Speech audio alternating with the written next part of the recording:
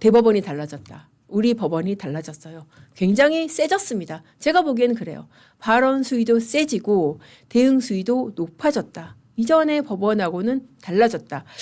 그게 이제 상징적인 장면이 그겁니다. 법 왜곡죄에 대해서 대법원이 입장을 냈는데 헤드라인으로 이렇게 지금 많이 나왔을 거예요. 법 왜곡죄가 사법부 장악수단으로 악용될 것이다 라는 그런 의견을 국회에 냈다는 것입니다. 자, 법원행정처가 국회 법사위에 의견서를 이렇게 냈어요. 법 왜곡죄는 법관을 처벌 대상으로 삼아서 정치적으로 악용될 여지가 있다.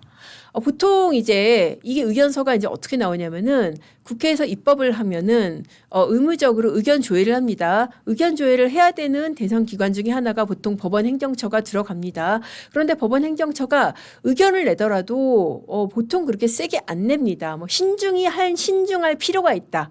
왜 얼마 전에 이제 대법관 증언 같은 경우에 이런 사안 직접 연관된 사안 같은 경우에도 뭐 그렇게 좀 조심스러운 의견을 냈었는데 이번에 법 왜곡죄 같은 경우에는 사법부 장악수단으로 악용된다. 그러면서 이 독재국가에서나 기능하는 이런 법이다.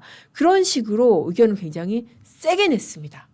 자, 무슨 법 내용이길래 이렇게 의견을 세게 냈는지 한번 보시겠습니다. 자, 보시면은 네, 법 왜곡죄 내용이 이렇습니다. 판사나 검사가 특정인에게 유리하거나 불리하게 하려고 사실관계를 조작하거나 법을 왜곡해 적용하면 10년 이하 징역, 10년 이하 자격정지. 야, 이게 지금 판사나 검사가 특정인에게 유리하거나 불리하게 하려고 사실관계를 조작하거나 법을 왜곡. 자, 여러분, 이게 법 규정이라는 게 명확해야 되잖아요. 어떤 경우에 처벌된다. 아니 사람을 죽이면 처벌된다. 물건을 훔치면 처벌된다. 이렇게 명확한 게 법이잖아요. 그런데 특정인에게 유리하거나 불리하게 하려고 사실관계를 조작하거나 법을 왜곡? 이게 도대체 뭔 얘기죠? 어떤 경우에 처벌된다는 거죠? 그러니까 그 자체로 알기가 어렵다는 거예요. 그러니까 이제 대법원이 하는 얘기가 정치적 이슈가 되는 사안의 경우에 법관의 소신 있는 재판에 대해서 그냥 법 왜곡죄 혐의를 씌울 그럴 우려가 있다. 이게 그냥 우려가 아닌 게 지금 민주당이 그냥 대놓고 얘기를 했어요. 누구 처벌하겠다고? 법 왜곡죄 만들어서 지기현 부장판사 그리고 지금 대법원장 처벌하겠다고 공공연히 얘기를 했어요. 지금 이재명 유죄 판결 내린 조희대 처벌하겠다. 그리고 윤석열 구속 취소한 지기현 처벌하겠다. 법 왜곡죄로. 그러니까 이런 식으로 정말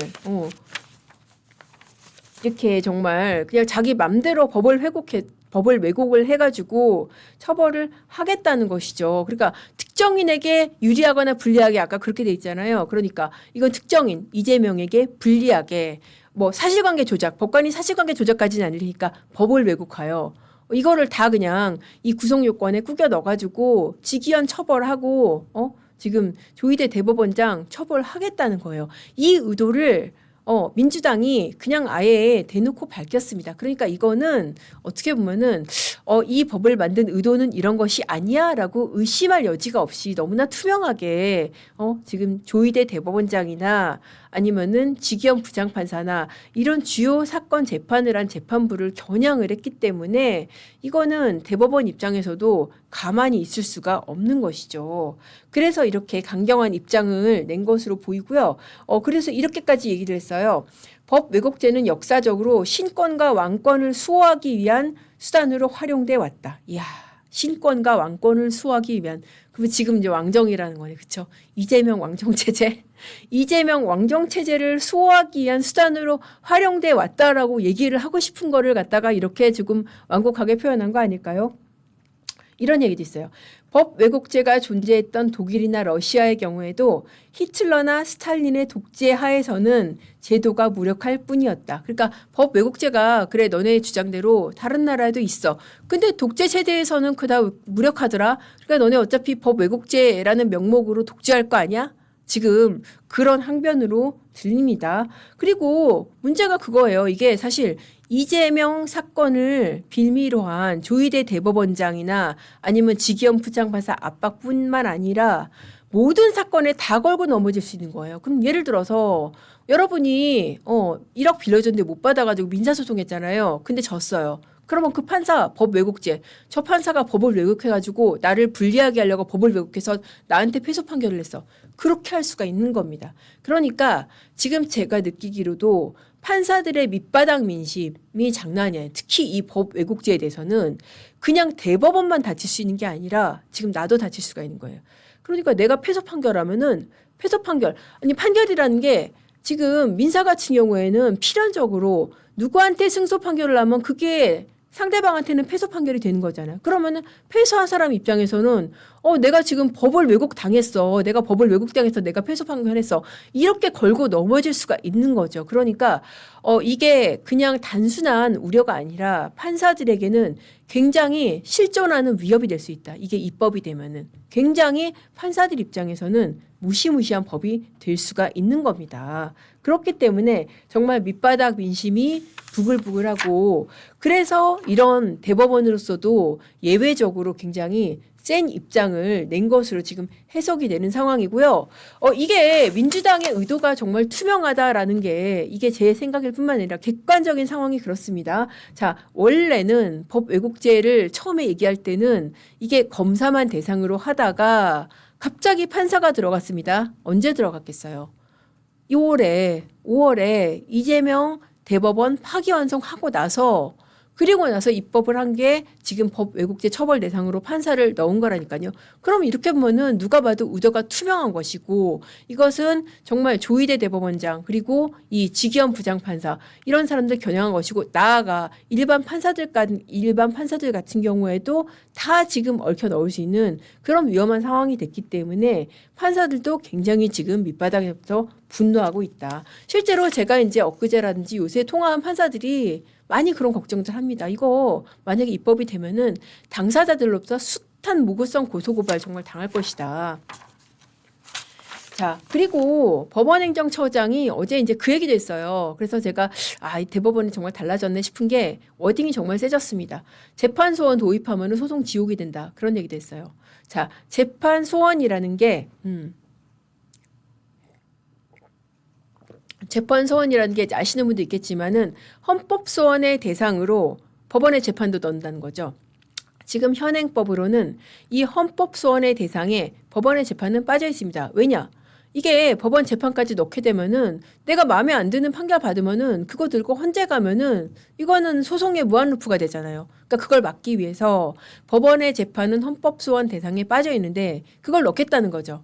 그러면 어떻게 되겠어요? 우리가 상식적으로 생각해도 그러면은 3세판, 그러니까 3심제 3세판이라고 하잖아요. 아까 여러분 보셨다시피 그 뇌물죄 사건 같은 경우에도 1심에 전부 유죄 났는데 2심에서 일부 무죄 났다가 대법원에서 다시 유죄 취지로 파기환송, 3세판에서 5심까지 가는데 이게 다시 헌재로까지 갈 수 있다. 그러면 정말 소송 지옥이 될 수 있다라는 얘기를 어제 그 천대혁 그 법원행정처장이 실질적 사심제고 이거는 소송 지옥이 될 수밖에 없다라고 그렇게 얘기를 한 겁니다. 소송 지옥이라는 말도 굉장히 직접적이고 센 말이죠. 이게 사실 뭐 우리 방송이라든지 유튜브 하는 사람들은 그 소위 말해서 이제 썸네일용으로 이렇게 딱 할 수가 있는데 이거를 법원행정처장도 아시는 분 아시겠지만은 대법관입니다. 이 법리 해석을 총괄하는 대법관 중에 하나입니다. 대법관이 이거 소송 지옥 된다. 사심제다라고 그렇게 얘기를 한 겁니다. 이거를 민주당에서 추진하는 의도 또한 뭐겠어요? 이거는 법원은 미워죽겠고 대법원은 미워죽겠고 그러니까 너네들은 법 왜곡죄로 처벌할 거고 우리가 지금 와서는 예쁜 헌재 너네 떡 하나 더 줄게 이러고 주는 게 지금 사심제로 만들어 주겠다는 겁니다. 헌재에 대법원의 재판에 대해서 판단할 권한을 주겠다는 겁니다. 너무나 이것도 사실 의도가 투명한 거죠. 자, 이렇게 되면은 당장에 또 어떤 사건이 사심제 대상이 될 수 있겠어요? 바로 이재명 사건. 이재명 대법원 공직선거법 재판 파기환송. 이게 기본권 침해한 재판이라고 또 헌재 갈 수 있는 거 아니에요. 그러면 헌재 가서 다시 뒤집을 수 있는 그런 가능성도 생기는 겁니다. 그런 가능성 생기는 게 아니라 어떻게 보면은 그걸 의도한 게 아닐까 그런 생각이 많이 들어요. 자, 그러니까 국감에서의 온도도 정말 극강의 차이가 났었습니다. 대법원 어떻게 했어요? 이틀 동안 정말 쥐잡듯이 잡았죠. 그 여러분들 제가 지지난 시간에 그 보여드리고 여러분들도 많이 분노하셨었는데 그야말로 정말 대법원 휘젓고 다녔잖아요. 법대까지 올라가서 인증샷 찍고 대법원 가서 쇼스 찍고 그랬잖아요. 그리고서는 거의 대법원장 첫날 같은 경우에는 대법원장을 거의 그냥 막 거의 가둬놓고 못 나가게 90분 동안 못 나가게 하고 거의 인격 모독하고 그렇게 했었는데 헌재는 거의 뭐 반나절도 안 돼서 그냥 아주 평화롭게 끝났죠. 왜 그러겠어요? 헌재에서는 탄핵 인용했잖아요. 그러니까 헌재 예쁘다고 떡 하나 더 주는 그런 상황인데 자, 헌재도 이거 좋아할 것만 아니에요. 앞으로 큰 사건들 헌재 많이 갈 겁니다. 당장에 갈 게 뭐가 있냐. 이거 만약에 1심 나오면 할 수 있을 것 같은데 위헌정당 해산. 국민의힘을 위헌정당 해산 청구한다고 그러잖아요. 민주당에서. 그럼 그 사건 어디로 가겠어요? 헌재로 가겠죠. 만약에 거기에서 저는 이거 만약에 법조인 최소한 기본적인 양식이 있다면 이거를 갖다가 해산을 심판한다고는 해산을 결정한다고 생각할 수 없는데 위헌정당 해산 기각한다? 그러면은 헌재도 대법원하고 똑같은 꼴이 되는 겁니다. 그런데 어쨌든 지금은 헌재가 예쁘기 때문에 민주당 입장에서는 저렇게 사심제에 가까운 이런 제도를 만들어 준다는 것이고 물론 뭐 헌재 입장에서는 이거 사심제 아니다라고 또 반발을 합니다. 그 손인혁 그 사무처장이 국회에서 그런 얘기했죠.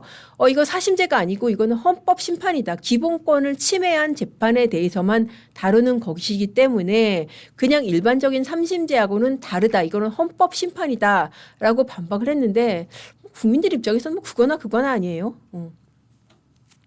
자, DY킴님 말씀대로 헌법재판소가 만약에 그렇게 하면은 진짜 우리가 정말 여러분들의 상상력이 제가 따라갈 수가 없어요. 헌법 왜곡죄. 진짜 법 왜곡죄 만들었으니까 헌재가 만약에 마음에 안 드는 판결하면 헌법 왜곡죄로 해서 진짜 헌재 재판관들도 또 이제 이 법대에 세우지 않을까 그런 생각이 DY킴이 아주 재밌는 말씀 해주셨어요. 그런 생각이 드네요. 자, 그렇게 해서 이렇게 법 왜곡죄를 두고 이제 일선에서 부글부글 하는데 제가 부글부글 이런 여론 전달해 드리면은 여러분들이 많이 하시는 얘기가 그거더라고요. 아니 그러게 법원에서 진즉에 잘 좀 하지. 누가 이재명 재판 그렇게 몇 년 동안 하래? 그러니까 너네 이꼴 당하는 거 아니야. 맞습니다. 저도 그 얘기 하고 싶고요. 그래서 제가 칼럼으로도 썼습니다. 아니 진즉에 이재명 공직선거법 재판만 제때 했어도 우리가 뭐 이꼴 가지고 이꼴 당하고 이렇게 분노한 일이 없겠죠. 그러니까 이게 사실 맞아요. 법원이 자처한 상황이고 법원이 이 정치권에 정말 이런 어마무시한 착각을 심어줬기 때문에 힘으로 다 된다는 착각을 심어줬기 때문에 지금 스스로 만든 상황에 법원이 지금 당하는 겁니다. 근데 이제 그럼에도 불구하고 우리가 주시를 해야 되는 게 판사들은 다 개별적인 힘들이 다 있다는 거예요. 그러니까 검찰청은 그냥 법만 들어서 검찰 없앤다. 이게 사실 가능할 수 있는데 법원은 그렇게 못하죠. 법원 폐지법? 그리고 별놈의 법을 다 만드니까 또 모르겠는데 법원 폐지법까지 만들 수는 저는 그건 없다고 보고요. 근데 판사들이 다 어떤 사람들이냐면은 정말 개개인의 운명을 떠나서 나라의 운명까지도 다 결정을 할 수가 있잖아요. 그러니까 아까 그 공직선거법 재판에서 만약에 이재명 당시 후보의 피선거권 박탈형을 내리고 그걸 제때 재판을 했으면은 우리가 지금 뭐 이재명 대통령을 안 받겠죠. 뭐 이재명 대통령을 볼 일이 없었겠죠. 그만큼 판사 하나하나가 헌법기관으로서 정말 어마무시한 힘이 있기 때문에 저는 법원의 힘은 단결이 아니라 판결에서 나온다. 3,000명 판사 하나하나가 다 정말 나라의 운명을 결정할 수 있는 그런 힘이 바로 법원의 힘이라고 생각을 하고 그래서 제가 이제 그 칼럼의 끝을 그렇게 맺었었거든요. 법원의 힘은 단결이 아니라 판결에서 나오고 어떤 판사가 어떤 판단을 할지 모른다는 게 바로 법원의 힘이라는 거예요. 자, 그래 유유자님님 말씀대로 자승자박이고 누굴 탓하라. 진짜 정말 저도 그 얘기 정말 수백 번 하고 싶습니다. 그러나 지금 와서 우리가 기대할 수 있는 변수라는 거는 법원의 힘은 결국 판결에서 나온다는 것이고 그래서 나온 이 발언이 저는 그래서 예사롭게 보이지 않는다. 서울고등법원장 김대웅 서울고등법원장이 대통령의 임기 중에 재판 이거 불가능한 거 아니다라고 그렇게 얘기를 했었죠. 국감에서 지금 그 국힘 의원이 물어보니까 송석준 의원이 물어봤어요. 이재명 정부 중에도 재판은 언제든지 기회를 잡아서 할 수 있는 거 아니냐라고 물어보니까 뭐라고 그랬어요. 불가능한 것은 아니다라고 그렇게 얘기를 했습니다. 야, 대단하지 않아요? 이거 보통 뭐 이 정도 이렇게 물어보면은 이거 의견이 갈리는 사안이고 진행 중인 사안이라 저는 말 못하겠습니다라는 게 보통 FM인데 불가능한 게 아니다. 불가능하지 않다는 거예요. 가능하다는 겁니다. 물론 그렇다고 해서 자기가 재판을 열어서 하겠다는 얘기는 아니고 자기는 법원장이기 때문에 직접 재판을 한 당사자는 아닙니다. 그렇지만은 어쨌든 사법행정을 맡고 있는 사람 입장에서 견해가 대립되는 부분이고 이거는 불가능한 거 아니다라고 한 이상 판사들 중에서도 지금은 재판이 중단돼 있지만은 누군가는 그 재판을 맡아서 재개를 할 수 있는 가능성이 충분히 있는 거 아닌가요? 그래서 이 부분을 한번 우리가 잘 지켜볼 필요가 있다.